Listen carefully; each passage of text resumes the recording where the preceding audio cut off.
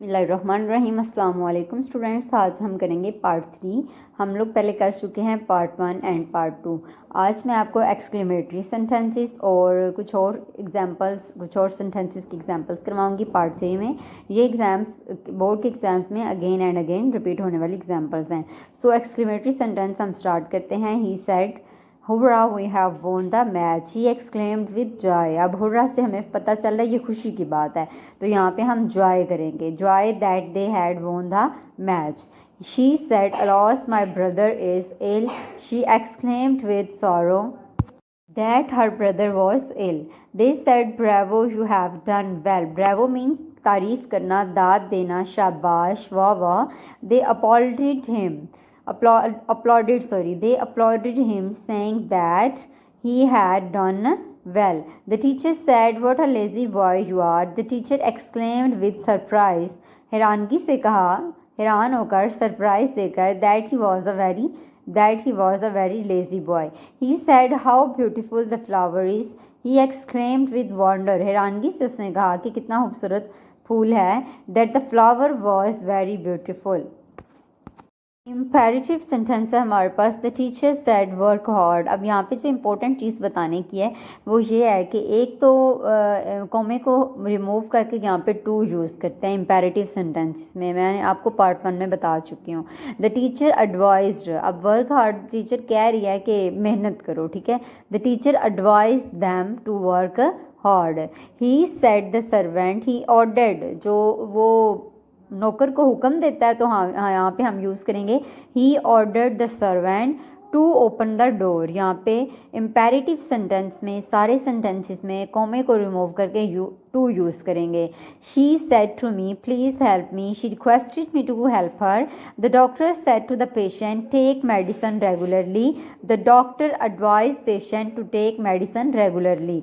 The teacher said to boys don't make a noise.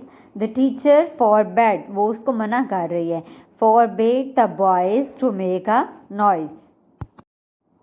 Direct and indirect command sentences जो हैं ये भी imperative की तरह के होते हैं। The teachers said to the boys stand up. The teachers ordered the boys to stand up. The captain said to the soldiers march forward. The captain commanded the soldiers to march forward. He said to the servant, bring me a glass of water. He ordered the servant to bring him a glass of water. The general said to the army, attack the enemy. The general commanded the army to attack the enemy. The officer said to the clerk, note down my words.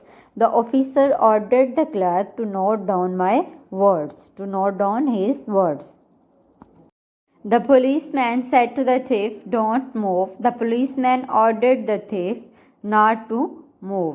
The master said to the peon, shut the door. The master ordered the peon to shut the door. The driver said to the cleaner, clean the bus. The driver ordered the cleaner to clean the bus. He said to the servant, open the window. He ordered the servants to open the window. The teacher said to the boys to not make a noise. The teacher forbade the boys to make a noise.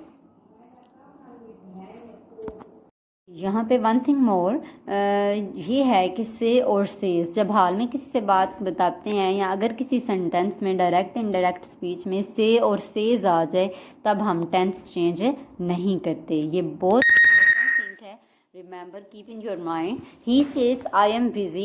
He says that he is busy. यहाँ पे tense change नहीं होगा, जिसमें reporting speech में से और says आ जाएगा।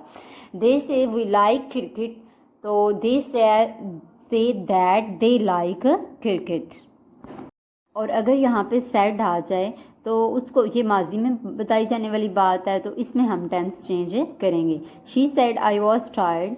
She said that she had been tired. Tense भी चेंज करेंगे और ये है, इसमें ये बात है कि इसको सेड में रहने देंगे, उसके साथ इसको टोल्ड में चेंज नहीं करेंगे। Ali said I will go to Lahore. Ali said that he would go to Lahore. Tense भी चेंज करेंगे और इसमें हम रिपोर्टिंग स्पीच जो है वो चेंज नहीं करेंगे, सेड को सेड में ही रहने देंगे, सिंपल सेंटेंस में जस्ट।